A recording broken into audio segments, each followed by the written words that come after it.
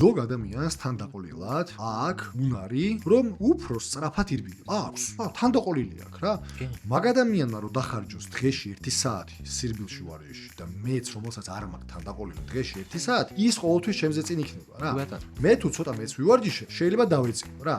რას გულისხმობ, მაგრამ კონტროლის ქვეშ ის რომ ის მას ფორა ქონდა, ჩემში არა. ეხლა რო წარმოიდგინო იგივენაირად რომ ზოგ ადამიანს შეიძლება მე რა წარმოგიდგენ არ მაქვს აი ვარაუდობ ხო რო წარმოიდგინო რომ მე თანდაყოლილად მეტი უნარი მაქვს იმისა რომ შიმშილის და მიუხედავად შევინარჩუნო რაციონალურობა და შენ ნაკლები მაგრამ ვერც მე და ვერც შენ საბოლოო ჯამში მაგას ვერ ვაკონტროლებთ უბრალოდ საწყისი ეტაპი გვაქვს ანიქით ან აქეთ მაგრამ ლანჩთაიმი ორივეს პირველი საათი გვაქვს როგორც წესი საშუალოდ ორივე დილის 9 საათზე ვსაუბრობთ ამიტომ უბრალოდ პირველი საათი რომ მოდის ჩემი თანდაყოლილი უნარი შენზე წინ არის და ანუ მე უფრო რაციონალურ გადაწყვეტილებას ვიღებ თუმცა ეს დრო თუ გავწელეთ მეც ჩემი სუპერ თავისუფალინების და მიუხედავად რომ მივახწევ იმ შენცირებას შიმშილიშას მან გამეთიშება მე მაინც ეს ანუ მაინც გამეთიშება მე ეს ნება არ არსებობს ეს ჩემი ნება მიუხედავად შიმშილის არ არსებობს შიმშილის დონის შემ ატანაზე არის დამოკიდებული